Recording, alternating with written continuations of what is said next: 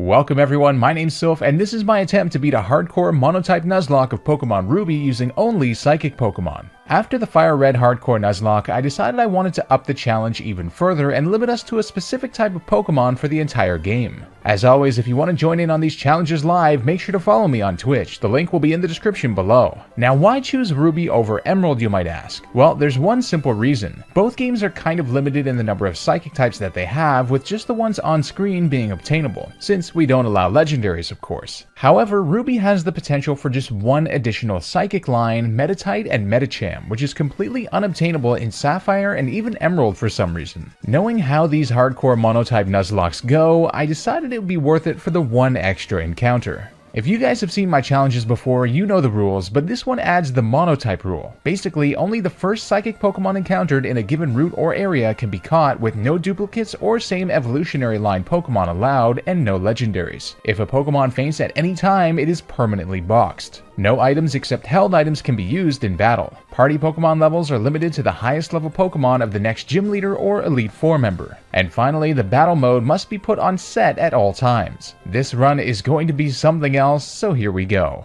Since there are no Psychic type starters, we have to start with something else, so I grab a Torchic. Our first Psychic encounter is available on Route 102, so we have to beat May using Torchic, but then it's game on for the run. We head to Route 102 where there's a 4% chance of finding Ralts. Eventually we find and successfully catch Ralts and name it Violet. Violet has a bold nature, meaning plus defense and minus attack, which is fine, about as ideal as we could reasonably hope for. Now what's not ideal is, well, this, Ralts' moveset. It has Growl. Just Growl. With Torchic now permanently boxed and only Growl Ralts to work with, this run might look impossible, but don't forget that when a Pokemon's power points go down to 0, they can start using Struggle. The problem is that getting down to Struggle is very difficult because you get hit, of course, and you can't use the Pokemon Center without restoring your power points, so you have to rely on potions. But at this point in the game, you have very limited money to buy them. However, I devised a strategy for this: C-Dot. C-Dot only has Bite at this point, which is a move that returns damage that the opposing Pokemon has done to it. Therefore, if we don't do any damage, we can't get hit by it, so we can waste our power points on it. Pretty amazing stuff. This might yet be possible. Absolutely based acorns, man. After we get Growl to 0, it's time to struggle, literally and figuratively. Turns out we can only face level 2s at the moment, since anything more does way too much damage in addition to the struggle recoil. This is a long and scary grind, with Pokemon not letting us escape and almost not making it due to our lack of money and potions, but about an hour later we make it to level 6 where we finally learn Confusion. Keep in mind, we still can't hit dark types with any of our moves, so we avoid the one trainer who has a Poochyena on the next route, and after a few close calls we make it to the Petalburg Woods, where a mandatory Team Magma grunt battle is, and he has a Poochyena. Now that we have Confusion, we have to get rid of 65 power points before we get Struggle, but there's a dilemma. Using Confusion will cause Ralts to get too much XP for the level cap, since it will be taking Pokemon out with it. However, I realized that we can find Wild Poochyena and use Confusion on them, so it doesn't actually KO them, yet still uses the power points. We just have to be careful, since they can hurt us. Once ready with Struggle, we potion up, attach an Oranberry to Ralts, and go for it. Struggle does about 20% damage on him, and he goes for Sand Attack right away on us. Yikes. He then starts charging up his attack power with Howl, and we bring him down to about a third before we start missing, and he keeps Sand Attacking us. We just can't seem to hit him, and his attack is getting scarily high, but we land one hit and bring him to the red, after which he hits us hard with Tackle. Our Oranberry activates and we keep missing repeatedly, and he gets another Tackle off, but we survive on just 3 HP, after which we finally land a Struggle to take him out. Wow, we just beat a Poochyena with a Ralts who technically has nothing but Growl and Confusion. I can't believe it. After learning Double Team at level 11 and grinding to level 13 on Route 116 against trainers with many close calls, we're forced to go to the Rustboro gym, since our level cap for Roxanne is 15, and her gym trainers have a few Pokemon too. We also can't level up too much for another reason that has to do with our next encounter, but we'll talk about that later. The gym trainers are scary but manageable, and I make it to Roxanne right at level 15. This is it. We have to go for it. I attach an Oranberry on Ralts and hope for the best. We've got an interesting situation, since Roxanne's Pokemon are weak in terms of special defense, but we're weak in terms of physical defense. I realize if we're to have any hope, we can't get hit more than twice, even with the Oranberry, and that's assuming we don't get crit. Double Team is going to be absolutely necessary no matter what, so I use it once and her Geodude misses its first Rock Tomb. I now know that we have to stack up double teams if I'm to have a chance, and miraculously we get max evasion without getting hit. I then use Confusion and it does less than half, after which the Geodude hits us hard with Rock Tomb to lower our speed too. But the Oran Berry restores some good health before we hit the Geodude again and confuse it. After a couple potions from Roxanne, the Geodude goes down since somehow we still outspeed it despite the drop. The Nose Pass comes out next and it starts spamming Harden and misses its rock throws, which allows us to bring it down eventually. Now, if you're thinking that was easy, no. I had to reset this challenge from the start after failing 6 times to get a successful Roxanne battle, as even 2 hits could take us down, and even max evasion is not enough to avoid like 10 attacks usually. A combination of a decent nature, Harden and defense curl spamming, and good speed IVs apparently helped us out a lot. First gym badge miraculously acquired. Please let me get out of here, I just want to see the rest of the game. We did have another Team Magma Poochyena battle after this, so we have to waste 80 power points now. Although it was a lengthy process, the Poochyena battle goes off successfully, and now it's time for something interesting and terrifying. North of Dewford Town in Granite Cave, there's another encounter we can get, and that we need to get, Abra, which is a 10% encounter. If we don't get this, Rawls will inevitably overlevel at some point, assuming it can even solo the Dewford Gym. Keep in mind that if you don't catch Abra on the first ball, it teleports immediately. We finally find one after like 5 minutes, and at this point we had a great ball, so the whole run after all of this work rests on this one throw, or else it's a wipe, but it catches. We named this Abra Lucky for obvious reasons. Now, it's definitely not over yet. Since Abra has nothing but teleport, we need to switch train it all the way until level 16 when it learns Confusion upon evolution. The problem is the Pokemon we're using to switch train it, Ralts, can't get past level 18 or else the run is over due to the level cap. After years of switch train grinding and having Abra struggle train a little bit so we don't hit the cap, it evolves. We did it, and Ralts is exactly at level 18. The crazy initial setup work to even make this run possible as a baseline is done,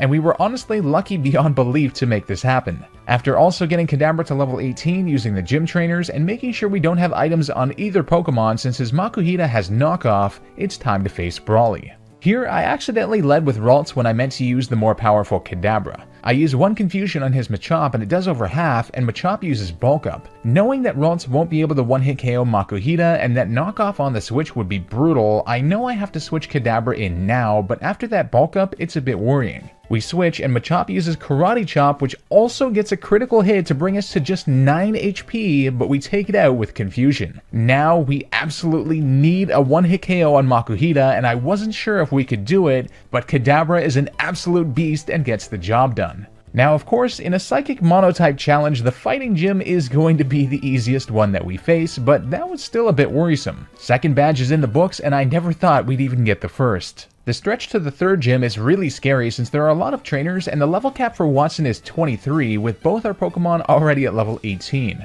At the same time, we have an intense fight coming up even before the gym, so we have to calculate these levels just right. After beating a couple Pikachu clones, Ralts hits level 20 and evolves into Kirlia. While grinding, Kirlia also learns Calm Mind, which should actually be quite useful, and Kadabra also learns Psybeam, which is definitely better than Confusion. With both of our Pokemon at level 21, I'm not willing to go any further since we still have to battle the gym trainers too. Hoping that this is enough, it's time for the battle with May. May starts off with a Shroomish, and since it has Stun Spore, I go in with Kirlia first, who has Synchronize. I also put a Cherry Berry on Kirlia so that its paralysis would be healed, meaning the Shroomish effectively paralyzes itself while we merely get a free Calm Mind off. I then go for Confusion, and it does over half on Shroomish, its next Stun Spore misses, and we can take it out with another. Whew, I'm glad that actually worked, I wasn't sure. Numel goes down to 2 boosted Confusions, and in comes the Marshtomp. Now, I'm really worried about this thing since it not only has a physical move in Mudshot, but it also lowers speed, which is not good. Amazingly, it actually misses its first Mudshot, so we can bring it below half. Problem is, the next one lands and hits us hard, well below half, and now our speed has been dropped. We have to switch into Kadabra. There's no other choice. Kadabra barely survives a Mudshot, and its Oran Berry I put on it brings it right above half, but it's still within kill range and has had its speed dropped. I thought this was it, but miraculously Kadabra still outspeeds even after the drop. What an absolute beast this thing is. Infamous May battle complete, but a bigger challenge is yet to come. No, it's not Wally and his stupid Ralts, okay? It's the Mauville gym itself. Wally just happens to be standing outside of it for some reason. Wally, I respect how strong you eventually became in this series with your level 80s and whatnot, but traveling back in time, you were such a little Alright, that was undeserved. Just my anxiety about this gym coming out. The trainers in this gym confirm my fear that steel types are a nightmare. I decide to grind both Kadabra and Kirlia up to high level 23 for Watson so that they might level up mid-battle, since we're gonna need it. Hardcore Nuzlocke rules require that you are at or below the level cap when the gym leader battle starts, so we're all set. Now, I had failed this challenge quite a few times already, and Watson was responsible for about half of those. This battle is not set up for psychic types at all, but I go in with my absolute best strategy I have and hope for the best. My strategy involves putting a Cherry Berry on both Lucky and Violet, since Watson really likes to paralyze. Now you might be sitting there saying, Soph, why don't you just spam Double Team?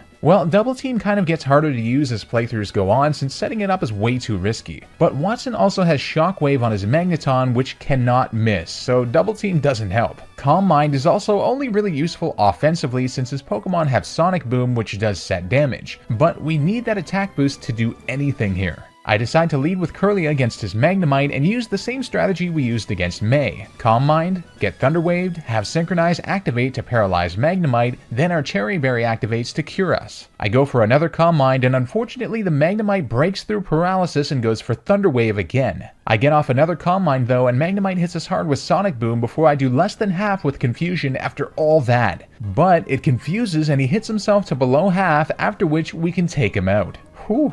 In comes Voltorb, and the main worry is getting paralyzed or hit by self-destruct. Yes, this thing has self-destruct. Shockwave does little after our Calm Minds, and Confusion nearly takes it out, but it also gets confused. Watson heals it up with a Super Potion, we hit it again, and here I decide to switch into Kadabra, anticipating another potion, which does happen. I go for Psybeam with Kadabra, which does big damage, and it takes itself out in Confusion. We safely got Kadabra on the field, thank God. Now, the Magneton. I go for Psybeam right away, which does essentially nothing, and he Thunder Waves us, which we cure with our berry. I go for Disable to disable Thunder Wave, which he was indeed trying to go for again. We got a critical hit on our next Psybeam, and he hits us with Sonic Boom, and then our next Psybeam barely doesn't take it out. His Disable wears off, and he paralyzes us. Uh-oh.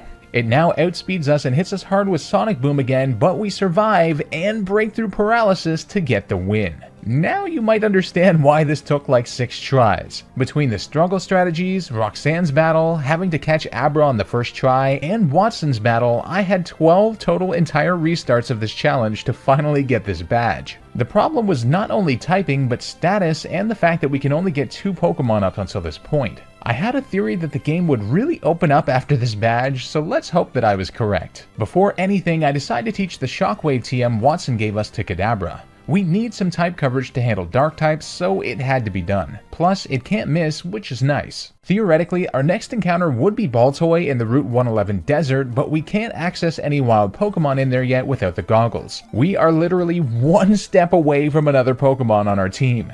Can't one just levitate over to us real quick, please? In some good news, Kirlia actually learned Psychic at level 26, which is incredible and much earlier than I thought. However, both our Pokemon get to level 27, and our level cap for the next gym is 28, so we need another encounter. One comes to us just in time in the form of Meteor Falls, where we can actually catch a Solrock. We successfully get one, which we nickname Teletubby. I'm sorry, I had to, please understand. It ends up having a modest nature, which is fantastic for its psychic typing, but really bad for its rock typing. Since secondary typings are way more important since we have plenty of psychic types to work with, this isn't great, but hey, at least we have more than 2 Pokemon now, and we can use it to avoid passing the level cap on the other 2. With Solrock at level 26, it's time to face Maxie. This is as good as we're going to get due to the cap. Maxie is absolutely terrifying for us since he has a Mightyena, but I've got a bit of a strategy, I think. I lead with Kadabra, who isn't affected by Intimidate, and immediately go for Reflect, hoping it will last for his next Pokemon. Now the key here is his Mightyena has Sand Attack, which he does indeed use first, but we have Shockwave after all, which can't miss. He uses Sand Attack again, and we get a crit to take him down. Golbat comes out next, and I need to switch to Solrock so we don't level too much. Rock Throw does great damage, but we get confused, and Golbat flinches us twice in a row with Bite. Son of a... I switch back into Kadabra, who tanks a bite and outspeeds with Psybeam to take it down. Camerupt is up next and I am terrified, but I switch into Solrock, whose Levitate makes it immune to Magnitude. We also resist Ember, but it still does too much, so I send in Violet, who gets hit hard, and we eventually come really close, but he uses a Super Potion, meaning I'm forced to switch into Kadabra. Psybeam just barely doesn't KO, but he goes for Focus Energy and then a Super Potion, after which we get 2 hits off in a row. Wow. That was a tough battle. It's a miracle we didn't lose anyone. Look at our team, my god. After the events at Mount Chimney, we get access to another encounter along the Jagged Pass, a beautiful Spoink. Grumpig is one of my favorite psychic types from the earlier gens, so I'm excited about this one. We capture Spoink in a Premier Ball and name him Slinky. This name will make less sense once he evolves, but hey. It also has the Thick Fat ability, which is incredible as it helps us resist ice and fire moves. In Lava Ridge Town, we technically get another encounter as an elderly woman is kind enough to give us an egg, which will eventually hatch into a Wynot, another psychic type. This guy here is complaining about the ledges making it hard to get back to Lava Ridge after going to Mauville. My dude, watch this. We have the magic power of teleportation, baby! After training our new encounters up against the trainers in Flannery's gym and with everyone at level 27 or 28, it's time for our 4th gym battle. Looking at her team online, I remember how her strategy works, and I'm imagining both our new team members will be really useful here. Solrock with its resistances and Spoink with Thick Fat. The key we have to keep in mind is not to let her Slugmas get up Light Screen or Sunny Day, or if they do, then definitely stall them out before Torkoal comes in. I lead with Spoink against her first Slugma and go for Psybeam, which actually gets a crit on the first turn. What a start. Psybeam does a good chunk on the second Slugma, but then it goes for Light Screen. My plan is to confuse the Torkoal anyway, so as long as the sun's not up, I'm satisfied. But our next Psybeam brings it to what must be like 1 HP, it misses its Rock Slide, but then Flannery uses a Hyper Potion on it and Psybeam starts doing almost nothing. I decide to confuse the Slugma and unfortunately it does get the Sunny Day up, but the Light Screen goes down. Another Hyper Potion is used on the Slugma, but a crit takes it out. Not ideal actually with the sun still up. In comes the Torkoal and I'm pretty scared. I go for Confuse Ray right away and it hits itself. Good. We need this sun gone. I go for Psybeam and it does a laughable amount of damage and then it goes for Attract on us. Regardless, we get another Psybeam off, but then it hits us with Body Slam for massive damage. The sun is down now though and I need to switch to go into Solrock. Torkoal snaps out of confusion and goes for Body Slam, but Solrock is a perfect counter since it resists everything this Torkoal has. We just have to watch out for paralysis. Rock Throw barely doesn't take it out though, and it paralyzes us with Body Slam on the next turn. Eventually, an Overheat comes in and does massive damage to us despite being resisted, and we live on literally 1 HP. This is why I'm glad we got rid of the sun. Sheesh. Now that we're paralyzed, there is no way I can stay in, but switching Kadabra in is risky as hell. But I have to go for it, I have no other option. Kadabra comes in and my worst nightmare comes true. It goes for Body Slam, but Kadabra lives on just 10 HP, doesn't get paralyzed, and is able to outspeed and take the Torkoal down with Psybeam since Flannery used her Hyper Potions on the Slugmas already. Wow, that was absolutely terrifying. 4th badge acquired, and it cost us nearly everything. Our team is decimated. Along the way, our egg ends up hatching, meaning we now have a beautiful Wynot added to the team, which we named Because. And I'm thinking it'll be extremely useful for our next gym battle with counter and whatnot. Now that we have the Go Goggles, we can access the desert for a 6th encounter, Baltoy. The problem is, Wild Baltoy do know self-destruct here, but we're lucky enough to not have it activate and we catch it and name it Beyblade. It ends up having a jolly nature, plus speed, minus special attack, which is not good at all for its psychic typing, but great for its ground typing, so I'll take it. Oh yeah, as much as I love both fossils in this gen, I go for the root fossil. YouTube commenters, you know what to do. Almost immediately after, I had Wynot out in front of the party so I could switch train it, but we end up running into a Trapinch immediately, which ends up having Arena Trap. I can't escape and can't switch out, and Wynot has 0 attacking moves. Oh no. Because dies to 1 feint attack. Man oh man, that is not good for Norman's gym. Our first death was a somewhat preventable one, but it didn't really occur to me at all. I was just focused on leveling it up. I just chose the wrong place. While preparing for the next gym, I use our Dig TM on Baltoy since neither it nor Claydol learn a better ground move than Mud Slap with 20 power by level up. What the hell, man? We also have the Soft Sand item on it, which should give it a good boost too. While grinding, Violet also ends up evolving into a Gardevoir at level 30 just before the level cap of level 31. Good timing. Now for Norman's gym, I actually can't level up too much. Looking forward, the next level cap is 33 for the 4-tree gym, and that's a good ways away from here. Level 30 is where I'm going to keep all of our Pokemon for the battle and hope for the best. Now, I spent a long while studying Norman's team and trying to formulate a strategy, but I've got to tell you, I was not feeling very confident. I decided to lead with Kadabra against his first Slacking so we could set up Reflect right away. Immediately, Slacking goes for Facade, but I put an Oranberry on Kadabra so we get right up to half health. On Slacking's Truant turn, where it loafs around, I decide to go for Recover to heal us back to full. Now that Reflect is up, I switch into Gardevoir, but Slacking goes for Yawn right away, unfortunately. This does allow me a turn to get up a Calm Mind before falling asleep though.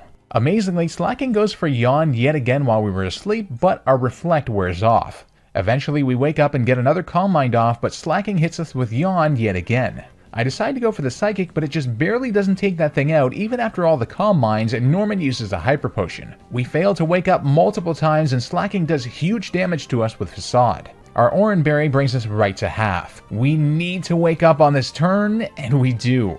This time, Psychic kills, maybe due to a high roll. In comes Vigoroth, and this is what we needed the Calm Minds for. Vigoroth isn't hindered by Truant after all, so we needed to take it out in one hit. His second Slacking comes out, and Gardevoir is too hurt, so I switch into Beyblade as a pivot, and he barely survives. Now comes another part of the strategy. Since Slacking can only attack once every other turn, if we time it right we can use Dig so that for each one of his attacks we're underground so he can never hit us. As you can imagine, this is a lengthy process, but it's working. Unfortunately, I got greedy wanting to put the Slacking in KO range for another one of our Pokemon so we don't activate a Hyper Potion, and I accidentally brought it into the red and Norman heals it up entirely. We only have 3 Digs left too.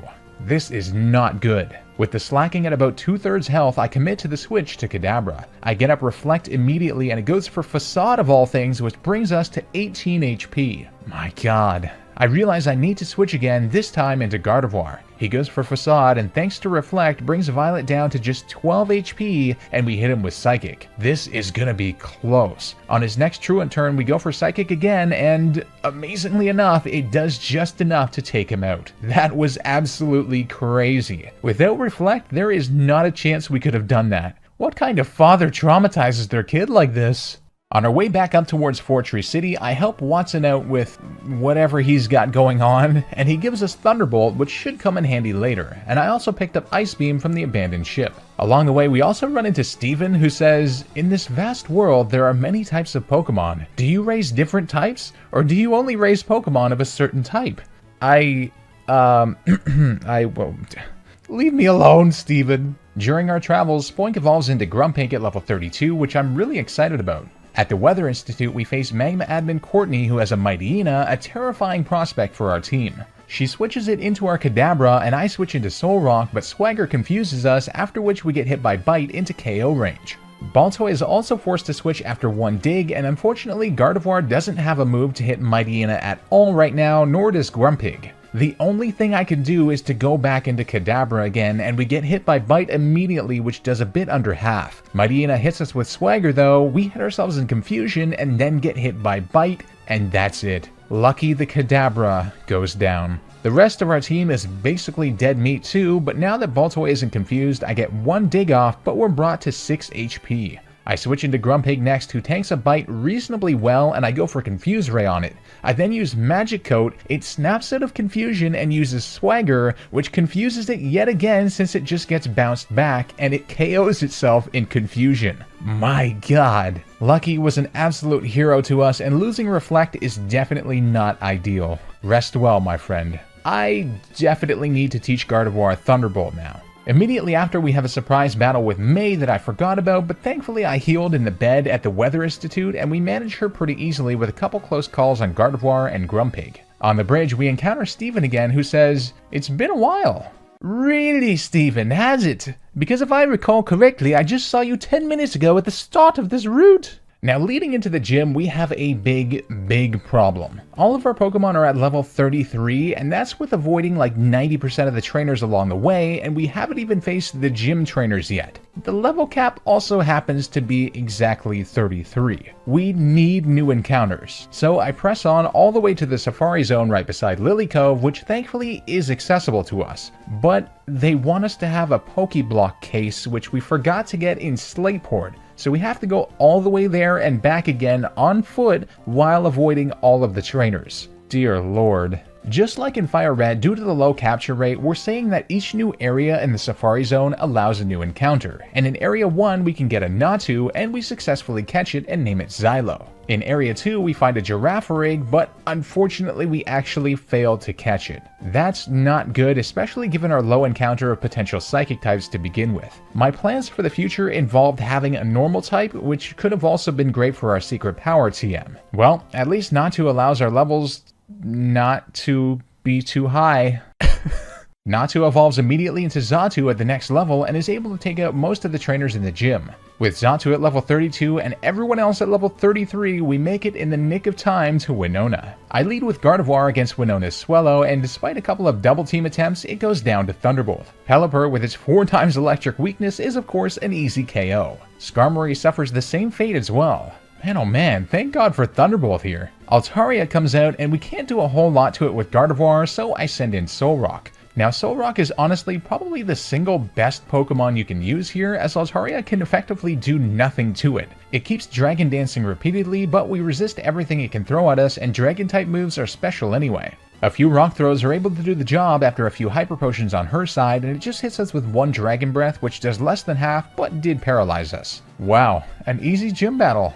That's a first. Making our way to Lily Cove City, we can stop off at Mount Pyre for our 9th and final psychic encounter we can get, a Meditite, which is only available in Ruby. We successfully catch one and name it Savior, since I legitimately think having fighting type coverage might be what makes the endgame of this challenge possible in the first place. On our way through the mountain, Baltoy finally evolves and has turned into the ultimate Beyblade. Tyson is jealous, man. While making our way through the Team Magma base, we get our final evolution. Meditite evolves into Medicham. With pure power, this thing is an absolute monster, and we finally have a great way to counter dark types after all this time. We do have to watch out with High Jump Kick though, as it only has 90% accuracy and missing causes massive recoil. Those of you who watch our streams on Twitch know what this can do to a run, such as the one that we've been doing lately. Jump kick. After arriving in Moss Deep, it's time to take on the 7th gym. This gym is kind of interesting since it has the same type as us. Although we can't do huge damage against anything except with our secondary typings, they also can't really do huge damage against us, so it's an interesting dynamic, but we make it through with only a couple close calls. Tate and Liza, on the other hand, are a bit different. It's going to be very hard for us to take their Solrock and Lunatone down, especially given that they both have Levitate and their only weaknesses are types that we don't have, such as Grass, Dark, and Water. We also have to stay considerably under-leveled since the final gym's level cap is only 1 level higher than this one at 43. I decide to lead with Medicham and Xatu. Medicham has a Chesto Berry attached, and Xylo has the Early Bird ability which cures sleep faster because I know Lunatone will want to use Hypnosis. I decide to try and take the Lunatone out first since it has Light Screen and Calm Mind. Nightshade does very little, Solrock hits Medicham with Psychic and Lunatone hits it with Hypnosis, but our Chesto Berry activates and allows us to hit it with High Jump Kick, but Lunatone barely survives. They then use a Hyper Potion on Lunatone and Sunny Day is activated. Our next High Jump Kick then misses, causing huge recoil on Medicham. Not good. I switch Medicham out for Gardevoir and continue with the Nightshades from Xatu. Sun-boosted Flamethrower and Psychic from them brings Xatu into the red, so I go for Psychic from Gardevoir onto Lunatone and switch Xatu out for Grumpig. Lunatone survives yet again, and our Grumpig switch was great since Flamethrower is resisted due to Thick Fat. However, Psychic gets a critical hit on us and Grumpig is now below half. Another Hyper Potion brings Lunatone back to full and we bring it below half with 2 Psychics. Grumpig is now within KO range, but I decide since we outspeed to try and just KO Lunatone with 2 Psychics, and thankfully a last minute crit kills when we wouldn't have otherwise. Grumpig survives another Flamethrower in the red, and I realize we'll need to power up to take down this Solrock so I can use Calm Mind on Gardevoir and switch into Claydol on Grumpig. Solrock then starts charging up a Solar Beam, so I actually use Dig here even though it has Levitate, merely so it can't hit Claydol if that's the one it went for, and indeed it was. This allows us to take out the Solrock in a few more turns after a Hyper Potion. Wow, without Dig, that was game over for at least one of our Pokemon, probably more. Our team got hurt bad there, but we pulled through for the badge. One last battle with Maxie is pulled off relatively easily now that we have Thunderbolt on Gardevoir, although Crobat did get a crit on Gardevoir and almost took it out in one hit while it was confused, but we broke out and KO'd it with Psychic. Our Beyblade is a perfect counter for Camerupt, so we finish him off nicely. Groudon awakens and attacks us, but with the power of love, friendship, and idiocy, we defeat the almighty Landlord. Or Lord of the Land, I suppose that works better. Before the final gym, I'm actually forced to deposit Solrock since we need Surf to get to the damn gym in the first place, so we have to bring one of our HM slaves. That's unfortunate, although Solrock will definitely be the least useful one here. Since we got the Brick Break TM in Sutopolis, I finally teach it to Medicham as a secondary safer option. I spent a lot of time studying Wallace's team as well, and he starts off with a Love Disc, so I lead Gardevoir. It would be nice to load up Calm Minds here, but since Gardevoir is male, it can actually get attracted by the Love Disc, so we don't want to risk that, in addition to confusion and whatnot. I go for Thunderbolt immediately, which KOs it in one hit. Next comes Wiscash, which is a bit unfortunate due to its ground typing, but I go for Psychic and it does over half. Wiscash then uses Amnesia, and I know our Psychic won't be able to kill now and will probably trigger a Hyper Potion use, so I preemptively switch into Medicham since we need a physical move now, and Medicham gets hit hard by Earthquake. I go for Brick Break though, and it does indeed KO. Celio comes out next and is a super effective one hit with Brick Break. Next comes Seaking, and it survives Brick Break and goes for Rain Dance, which activates its ability, making it faster than us, but thankfully it misses Horn Drill. Dear God, that would have been bad. Wallace next sends out his last Pokemon, Milotic, who hits us with a rain-boosted Water Pulse, and we survive on literally 1 HP. Holy f***. I have to switch now, so I go into Gardevoir, and thankfully it just uses Twister on the switch. Thunderbolt brings it into the red, and Water Pulse hits us below half, but doesn't confuse. Wallace uses a Hyper Potion, and we hit him again with Thunderbolt, which does less than half, but another brings it back into the red. Milotic then begins to spam Recover like crazy, and is actually gaining health over time. Eventually it goes for Water Pulse and confuses us, meaning it's not safe to stay in anymore. I switch in Grumpig, and 2 Water Pulses brings us to half and confuses us, but we land a Psychic and it barely doesn't kill. Ugh. This also triggers yet another Hyper Potion use, exactly what we didn't want, and Grumpig hits itself in confusion. I do land a Confuse Ray though, but we get in KO range after another Water Pulse. I switch in Claydol, hoping for a Confusion hit, but it pegs us with another Water Pulse and gets another Breakthrough Confusion for the Ice Beam, which brings us to 3 HP. My god, this is insane. Xatu is basically our last hope here, and I'm hoping for the Confusion hit or Water Pulse so we can outspeed, but it snaps out of Confusion, uses Ice Beam, and gets a crit to take Xatu out in one hit. What the actual f*** was that? With Xatu KO'd, we at least get a chance to pivot safely, but literally everything is almost dead. I decide I have to go for it. The Calm Mind. With increased special defense, we survive Water Pulse on 8 HP, don't get confused, and bam! Thunderbolt barely takes that damn thing out in one hit. That was ridiculous beyond words. 8th Gym Badge acquired, but at the cost of our beloved ancient hieroglyph bird thing. Only 5 Pokemon left. Victory Road is a mess as per usual, but we make it to Wally's battle safely, and just when I thought it would be an easy one, I realized Gardevoir was out of Psychic Power Points, so we had to use Thunderbolt against Roselia, which doesn't go well. Gardevoir gets down to 12 HP after poison damage, but thankfully the rest of our team is able to pull through for the win thanks to Solrock against Altaria, Medicham against Magneton and Delcatty, and Claydol against Gardevoir. With that, we've made it to the Hoenn Pokemon League. After a lot of preparations such as finally harvesting my citrus berry farm, buying TMs from the game corner, getting a couple items such as the Hard Stone for Solrock, and grinding our Pokemon, we're ready to take on the Elite Four. Or at least I hope we are. Who knows? Since the last Elite Four member Drake has an ace level of 55, that's what I used as our level cap before him, so I get our Pokemon all up to level 54, which I think should be safe. It's time. Let's do this. Sydney is up first, and he was one of the Elite Four members I was fearing the most. I lead Gardevoir against Mightyena so that Intimidate doesn't affect us, and Thunderbolt does great damage, but I know since he's in the red he's going to use a full restore, and he lowered our accuracy, so I decide now's the time to switch into Medicham. From here, it is a literal one-hit KO of every single one of his Pokemon with super effective Stab, Pure Power, Brick Break, only getting hurt by Rough Skin and one Fake Out. This is exactly why I wanted Meditite so badly. It was our one answer to Sydney's team. A great start, let's keep it up. Next up is Phoebe, the Ghost-type Elite Four member. She also scares me a lot since Ghost is super effective against us, but we're only neutral against them offensively. I lead with Gardevoir against her Dusclops, and knowing Ghost is physical, I still go for Calm Mind since I know we need more offensive power with Psychic, a neutral move. We get hit hard by Shadow Punch to a bit above half, but then we can one-hit KO it with Psychic. After Calm Mind, the same goes for her two Banettes as well. But then she sends in her level 51 Dusclops. I go for Psychic again, but it doesn't even kill after a Calm Mind, and this one has Shadow Ball instead of Shadow Punch, so it's even more powerful and takes out Violet, our starter Pokemon. Honestly, switching anything into that would have been a grave mistake. We had to sack something. Either way, there's no guarantee we would have had a 2-hit KO with anything else. I decide to go into Solrock, who has our highest defense overall, and the Dusclops' Citrus Berry activates. Rock Slide gets a crit though, so we take it out, thank God. Next is Sableye. Rock Slide does over half. It does over half on us with Shadow Ball, but we do outspeed and hit it with another Rock Slide to take it out and end the battle. Gardevoir is a really tough loss here given what we're up against in the coming battles. Only 4 Pokemon left and still 3 trainers to go. This is looking dismal.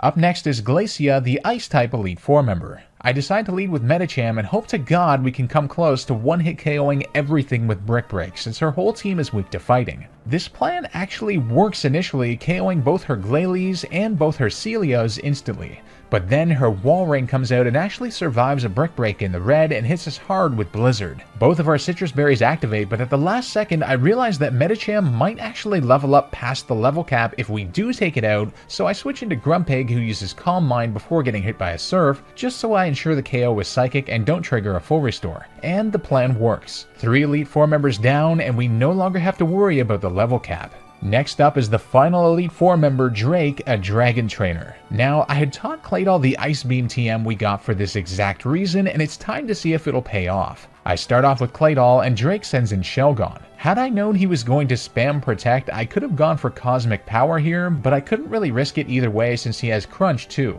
I hit him hard with 1 Ice Beam and I thought he was in range for a full restore, so I go for Cosmic Power since we'll need the defense raise for his subsequent Pokemon, but he hits us with Crunch before we can take him out with Ice Beam. One of his Flygons comes out next and hits us with Crunch immediately, which also gets the special defense drop. That is not good at all. Ice Beam doesn't even KO despite 4 times effectiveness. Drake then full restores it, but our next Ice Beam actually freezes him so we can go for Cosmic Power again before taking him out with another Ice Beam. This is intense. Next comes his Salamence and it hits us hard with Crunch before we hit him with Ice Beam to the red. His Citrus Berry activates and so does ours, so I know we can live another Crunch from this range. But he gets a critical hit to take us out on his next attack. No, this is not good. That was the worst possible timing. We're down to 3 Pokemon. I send in Grumpig and Dragon Claw does about a third on us, but thankfully Psychic takes him out. Altaria comes out next, and we have definitely learned how to handle these by now, so I switch into Solrock. Altaria starts Dragon Dancing, so I take the opportunity to use Cosmic Power here to increase our defenses so we can hopefully handle the next Flygon too. Dragon Breath hits us and doesn't paralyze, and Rock Slide does over half, but we get paralyzed on the next hit before taking him out. Uh-oh. With Flygon now on the field and us paralyzed, I'm not feeling too good, but we did get the defense raises. Flygon uses Sandstorm, which is actually going to increase our special defense further, so that's not bad at all. Psychic does about a third after we were fully paralyzed one turn, but then we're paralyzed again on the next, so I'm forced to switch while in the red. I go into Grumpig, but his very first Dragon Breath paralyzes Grumpig too, and the Sandstorm brings us below half. Ugh, I tried to go for Confuse Ray, but he uses Dig, so I switch into one of our Levitate Pokemon, then back to Grumpig. Here, I successfully get a rest off, healing our health and paralysis, and our Chesto Berry heals the sleep. Between getting paralyzed multiple more times and rest without a Chesto Berry to work with, we finally take down his last Pokemon. It's time for the final battle. Champion Steven is up next, and we only have 3 Pokemon remaining whose Stab-type moves are resisted by Steel. Great. I spent a lot of time strategizing for this battle, and ultimately I decided to lead with what we just witnessed Grumpig can do against Skarmory, since Solrock and Medicham would be hit super effectively by Steel and Flying moves respectively. This was an absolutely insane process. Basically, I used Confuse Ray against Skarmory, try to get as many Calm Mind boosts as possible in the meantime, and try to rest whenever necessary. Problem is, Skarmory has Toxic and hits us really hard with Steel Wing and Aerial Ace, and we even get down to 2 HP before our first rest, and the only one that we have the Chesto Berry for. Rest lasts for 2 turns, and Skarmory can hit us really hard in 2 turns, so I had to time the Confuse Rays very carefully so that it would be hard for it to hit 3 times in a row. Eventually, once boosted enough, I unleash a Psychic which actually takes it out in 1 hit after the confusion damage that it had. Whew, we're still in business. Cradily comes out next, which I'm terrified of, but at least it doesn't resist Psychic. I decide Confuse Ray is going to be necessary if it indeed does take us out with a physical Sludge Bomb or Ancient Power. It breaks through the confusion and hits us with Ancient Power, which does huge damage, but I realize I have to go for the Psychic here, and surprisingly it takes it out. In comes Claydol next, and I confuse it as well, but it breaks through and hits us hard with Earthquake to KO Grumpig. Sorry Grumpig, but I planned to have Medicham come in on Claydol all along. You did well, my son.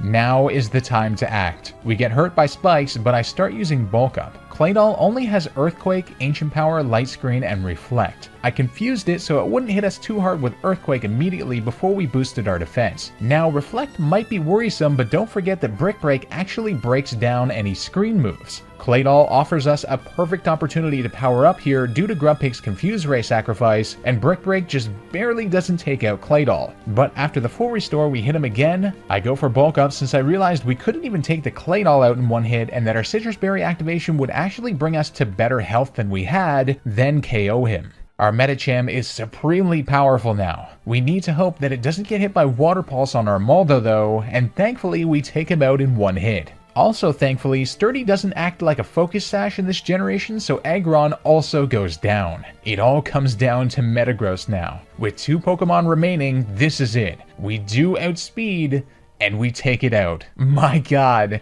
with just 2 Pokemon left, we became the Hoenn champion.